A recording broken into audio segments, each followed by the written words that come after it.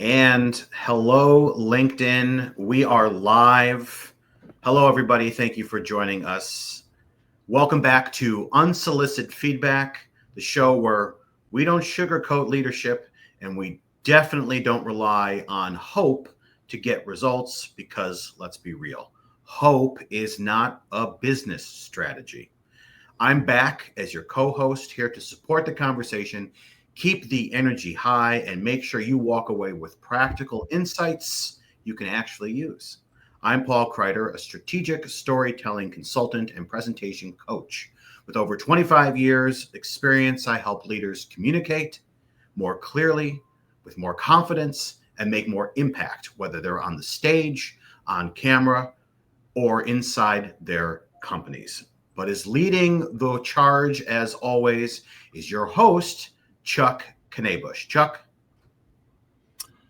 Hey, Paul. With over 40 years of operational leadership, experience across the military, corporate America, and now as an entrepreneur, I bring the kind of real-world insights that cuts through the noise and gets things done.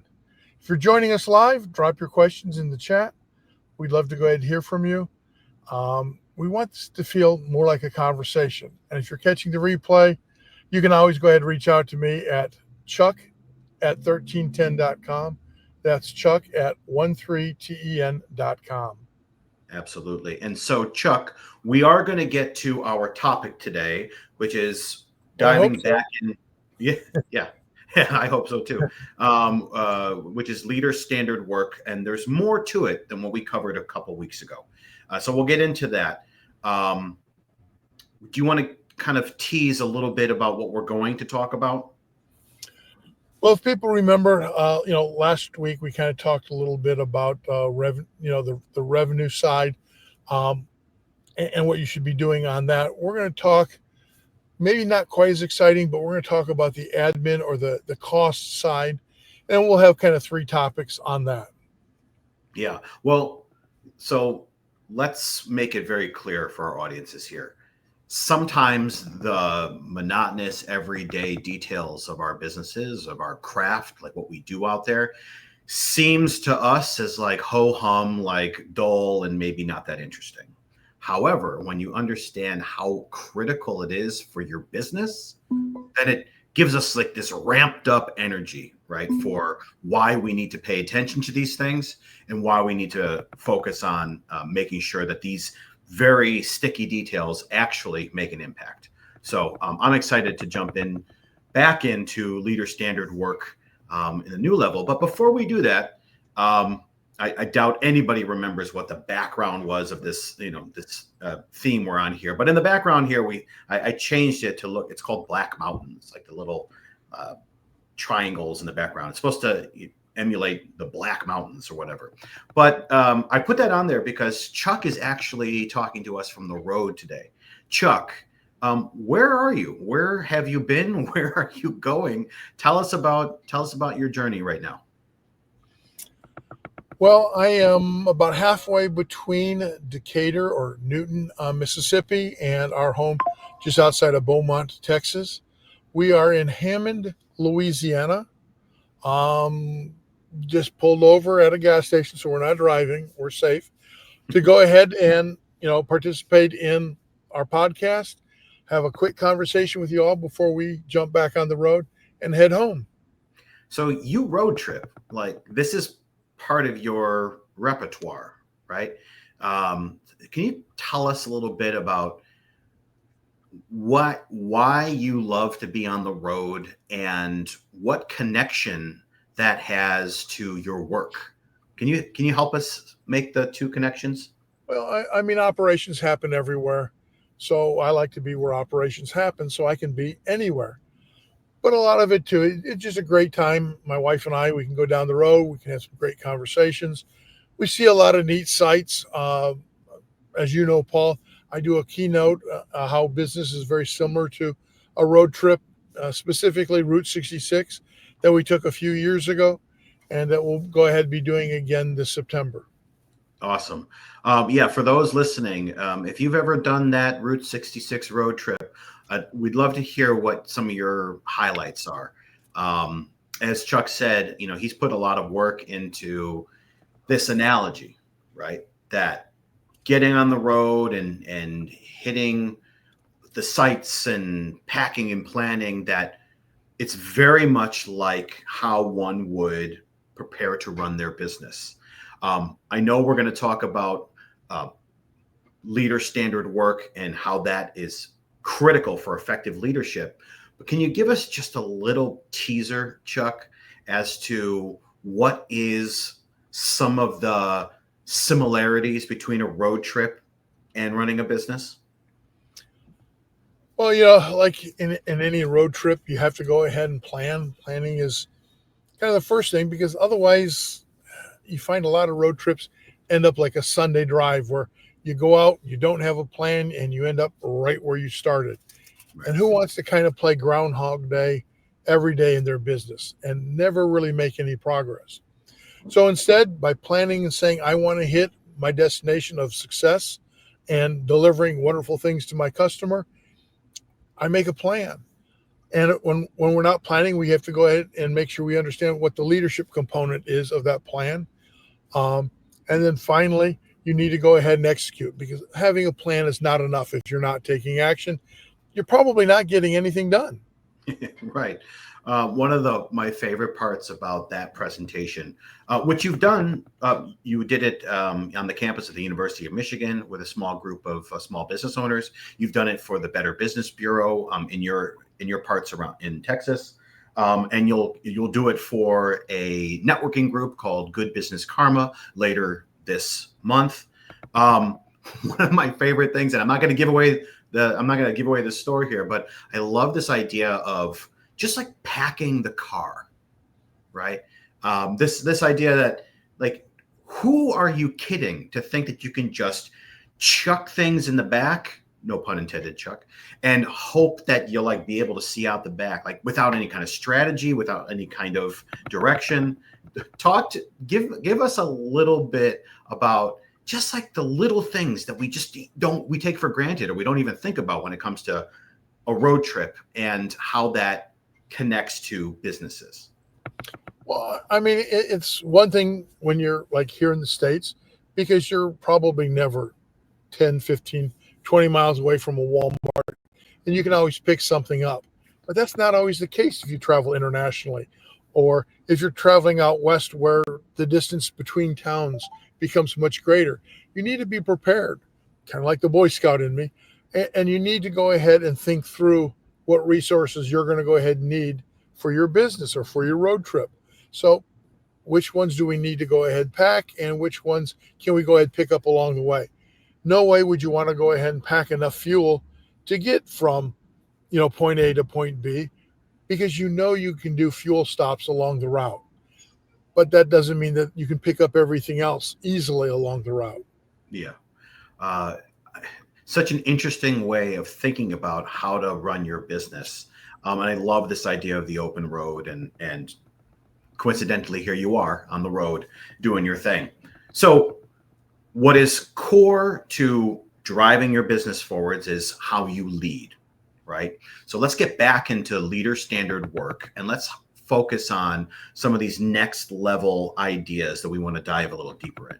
Chuck, take us there, Chuck. Well, Paul, I mean, remember we kind of talked a little bit last week that I've seen leaders, they're moving materials from point A to point B, and it's great. Those materials needed to be moved, so it's good that it got done. On the other hand, if they already have a team of material handlers, why aren't the material handlers doing it? Why isn't that leader asking the questions as to what prevented them? What did they not see the need for it? Were they tied up doing something else? So why isn't the leader fixing that problem in addition to possibly moving those materials? And that's kind of where we see kind of leaders stop. And that's why we kind of started this whole, I think it'll be a 3-part podcast as to what leaders should be doing. So last week we talked a little bit, we brought up my chart, and we talked a little bit about what, the first part, which is kind of down there in the point, which is performance management and execution type activities, about 20% of a leader's day. And all that kind comes under the sales and production, the revenue generating portion. Well, today we want to take the next step up and talk about the administrative or the cost thing. Because again, while it's great to scale up, when you're scaling up, you don't want to go ahead and also scale up all the administrative costs, because that'll go ahead and eat away at your revenue. So as part of this, there's 3 items underneath this segment, as you can see from the overall picture. And the first one, of course, is admin. We all have administrative things to do. Whether we're the founder, we're the boss, we're the CEO, there's certain things we're going to ask people to go ahead and fill out. Could be for quality purposes. Could be we're trying to go ahead and get some feedback from our customers as our customer service people talk to those consumers. It could be for all sorts of reasons, but there's always some admin that's going to happen. But when admin really goes ahead and starts to exceed about 10% of your day, you're starting to go ahead and really create far more costs than you're creating value. And we know that this is a cost segment anyway. So what we don't want to do is we want to contain that cost. We don't want that cost to get out of control. So administration, you're going to have to do it. But are you spending more than 10% of your time doing it? And if so, what can you do to make it more efficient and more effective to get those results, but not spend all that money? How can a leader know that they're spending more than 10% on admin? Like, how do they know they've reached the limit or have gone past it? Like, what are some of the telltale signs of that? Well, I mean, great question, Paul. A lot of times, I may be working with somebody and say, you need to go ahead and log what you're doing. And we'll give them all 7 categories, and they can go ahead and log it and say, well, I spent an hour here, an hour there, 30 minutes here. They can go back and look at their calendar and kind of categorize what they see on their calendar if they're doing a lot of meetings. So it's a matter of sometimes we're kind of using that rear view mirror to look back as to what they had done in the past in order to go ahead and better plan for the future. So, I mean, a lot of different tools on how to do it. Does a leader need someone to step in as like their support system to be like, hey, by the way, you're getting close to the threshold here? Or is this something that leaders should just do in a silo? Like this is a regiment. They have to build this skill with someone chiming in or not. They need to do it. Do you see? Well, I mean, I think all leaders, we can't go ahead and see 360 at all times. So it's great to, whether you have a mentor or you have some close people that you work with who can kind of give you that perspective that sometimes you're missing. And, it could be your boss. It could go ahead and be the people you work with. It could be a mentor that you talk with periodically and say, hey, I wonder if I'm spending too much time in one area and another because I'm not seeing things getting done like I would expect them to.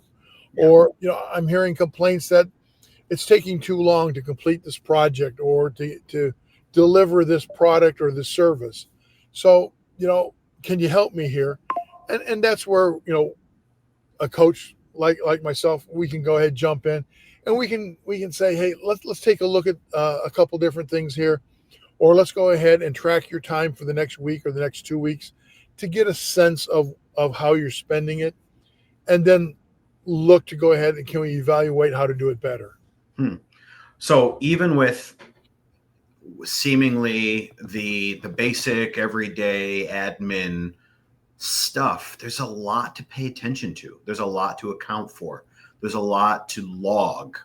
And if leaders aren't doing it, then you might find that your business is tilting one way or the other.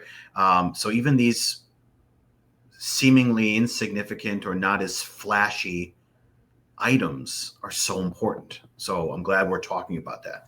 Absolutely.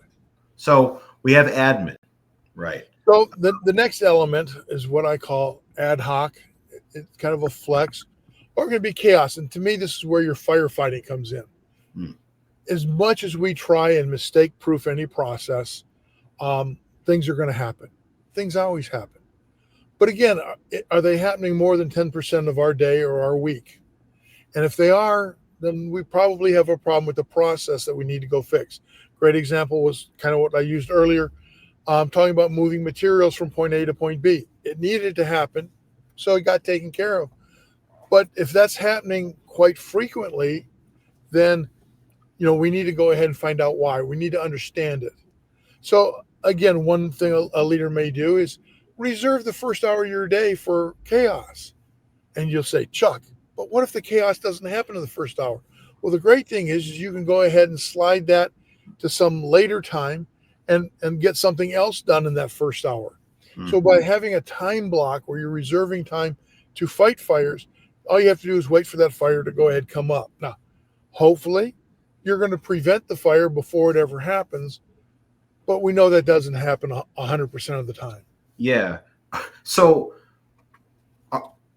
should you expect chaos? I feel like that's so counterproductive to, like, I run a business and I'm happy and I'm making money and my customers are happy. Like, you should prepare for chaos. Well, what does it look like in real time? You're a great example. You run a business.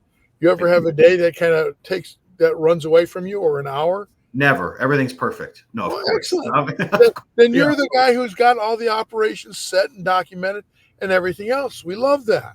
Right. So, yeah, well, of course, right? Nothing ever runs perfectly. So what you're saying is, for the moments that feel messy, for the moments that feel like they're slipping away or things are loudly dissonant, that's chaos. Yes? Yes. Okay. So can you share what maybe you have seen in your world where some of our listeners will be like, I wonder if this is chaos. Can you point to a few examples that you've seen with some of your clients? Well, I mean, it can depend on whatever you're doing. I mean, when I was a production manager, it was not uncommon to go ahead and have an employee come and say, I've got a problem and I want to deal with it. Now, sometimes you could say, well, can we deal with it later on in the day? And we'll go ahead, set up an appointment and all that. But sometimes the problem was they had somebody pass in their family or somebody sick, and it needed to be dealt with right then. So guess what? We dealt with it right then. We had that conversation. We said, okay, how are we going to work this out?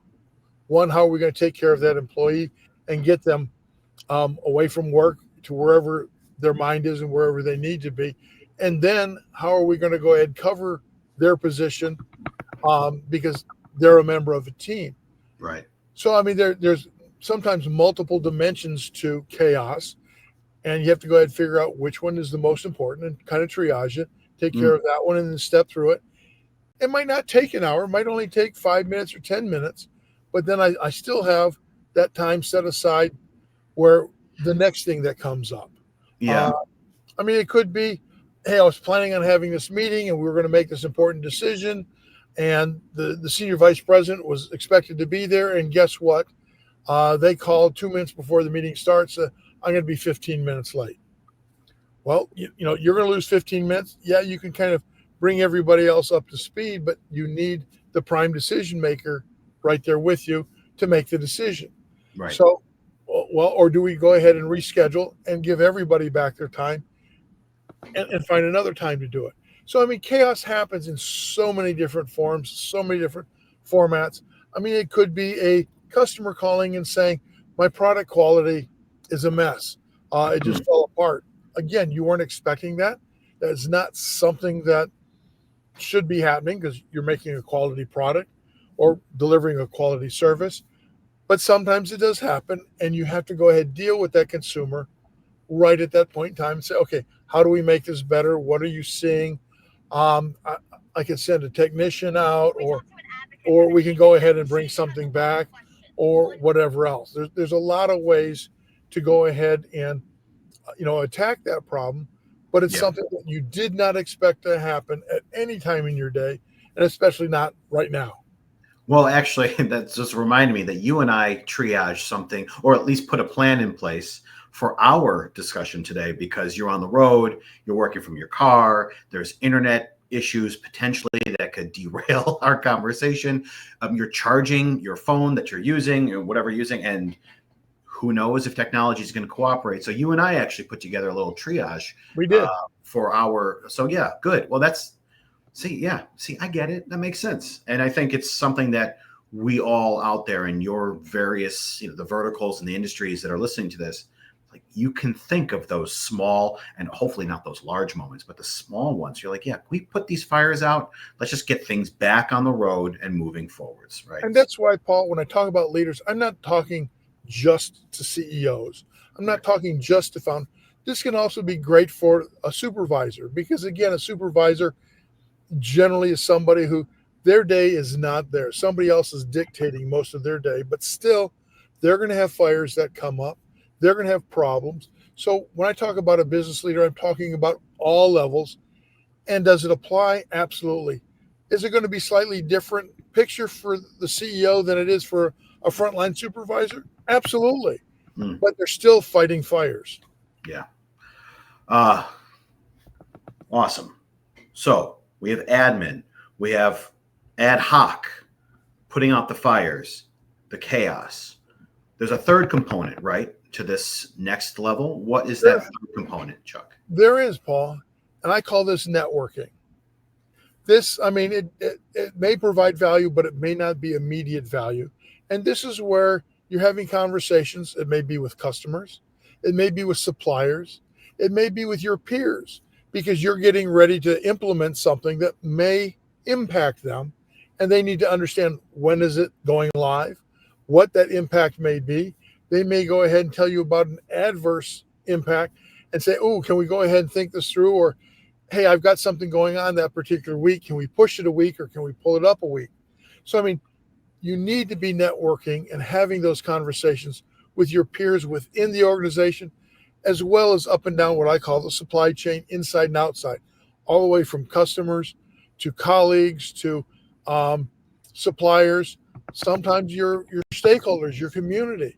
I mean, we see a lot of business leaders going out and having conversations in their community. Hey, we want to go ahead and hire people, or we're having some issues, so we're doing a hiring freeze right now. So I mean, there's a lot of ways to network and have that communication and get them to better understand you and your organization, and you better understand the business conditions that you're working within. Yeah. So when I hear networking from my perspective, I think of business networking where you show up into a room and you're handing out business cards and you're having conversations about your industries, a virtual room or an in-person room. Is that the same kind of environment that you're talking about, Chuck? That certainly is one aspect of networking, but I'm talking about much deeper, much broader. I'm getting ready to launch an ERP system. I had better have had the conversations with the accounting people, with the production people, with the supply chain people to go ahead and say, hey, this is what you're going to have to do differently. Training. This is when it's going to go live. Is that going to cause any problems? This is what the different software is going to go ahead and do and when it's going live. So, it's a lot more than just, hey, Paul, nice to see you again. Here's my virtual business card. I'd love for you to give me a call sometime if you ever need help. I mean, that's certainly an aspect of networking, and there's nothing wrong with that. And having those conversations with potential colleagues or future colleagues, because you never know when they can go ahead and make an impact on what you'll be working on. Right. So I mean, it's giving project updates, but it's also getting project updates. So it's not just about talking. It's also about listening. So it's effective communication and making sure that it's like when you think of networking, like this dot meets this dot and this dot meets this dot, and like the typical image of a networking icon, right? Is like this line meets this dot and this line meets the dot. So it's making sure that there's clear and effective communication internally, externally, so that people can function effectively. And communication is one of the support systems for that, right? Absolutely. I mean, have you ever been kind of blindsided by something that you didn't know that was going to happen? I'm sure we all have. Yeah, and, sure. Had some networking happen prior, you might have at least gotten wind that something was going to happen. You might not have known everything because, again, not everything can always be shared completely. But sometimes if you just are knowing that tomorrow something big is going to happen, so it's going to be potentially an ugly day. We're going to have more chaos than normal Yeah. type of thing. You can prepare for it. Yeah. It reminds me, and maybe this is something that our listeners might be able to relate to. A colleague of mine was part of I don't know if she was meant to be part of it, but there was some email communication going on about some layoffs coming. And one of her title was part of the layoffs. And so maybe by accidental effective communication, she was able to prepare to get her assets in place so that she can sort of find the next way forwards. It's funny. I just had that conversation with this lady, and I hope that she's found her next step. But effective or clear communication, whether you're supposed to see it or not, really can drive action, right? And that's critical, and that's cool. So, in your experience, Chuck, where have you seen networking really help an organization and their leaders take the right kind of action? Do you have anything that you can, from your experience, that you can share where it's like a clear example? I mean, sometimes networking is something you're going out and you're trying to do on your own. Sometimes networking is, for lack of a better term, kind of forced. We used to have like a morning huddle meeting where everybody would get together from all the different functional areas, and we go over, hey, this is what went right yesterday. This is what didn't go right. This is what we're going to go ahead and do differently. And by having some of those conversations, we'd say, okay, do we expect to have any problems? And purchasing might say, well, the parts that we expected to come in yesterday didn't, so that's going to impact our schedule today. Well, then the scheduling people could say, okay, now because I'm aware of this, I can change the schedule just a little bit to work around those products or those services that we're looking to go ahead and deliver. And we'll either deliver them later in the day because we expect the delivery early in the day. So by having these types of conversations, whether they're forced, like in a huddle meeting, or they're just ad hoc because you were passing somebody in the hallway or on the production floor, it's a great time to just touch base real quick, share, hey, I just learned this. I'm kind of worried that this might go ahead and cause you a negative impact. And because I know we're all working on the same team, I want to give you a heads up. Oh, well, I appreciate that. This is the impact it's going to have. But if you do this, I can lessen my impact. Oh, sure, I can go ahead and do that. So, again, communication is always key. Yeah, absolutely. And that's another 10% of the time that you should be spending paying attention to networking. Is that correct? Actually, that's a 15% one. 15%. Okay, got it. So these seemingly less significant parts of running a business actually adds up with how much time you're spending making sure that those systems are functioning the way they should, right? So all the details matter. And I think that's one of the biggest, clearest values that our audience can take away from what is comprised of leader standard work. There are so many little intricate components that if you can get a grip on these things and start to log and effectively communicate and making sure that everything is lined up, that things are going to just run smoother. And it won't be I kind of hope that it would. It's like, no, that it will, right? And I think that that's really important. And I think that's kind of wraps up this second part of leader standard work, Chuck. What do we have to look forward to for our audiences here? Well, we will go ahead and next time we will have a part 3. Part 3, we'll go ahead and be talking about the innovation and the marketing, the profit side. Because we've talked about the revenue. Today we talked about the cost. Now we can talk about the profit side, what we can go ahead and do to go ahead and generate new profits in this quarter, this month, this year, that type of thing. Awesome. But I also wanted to go ahead and take just a minute and let everybody know we've got this QR code out there for anybody to take a look at. It'll give you some tips from this episode as well as the last episode or even the first 3 episodes in case you've missed any of them.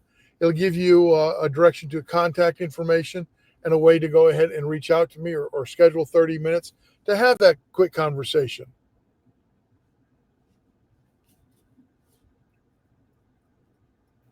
Oh, I think we're back. Yep.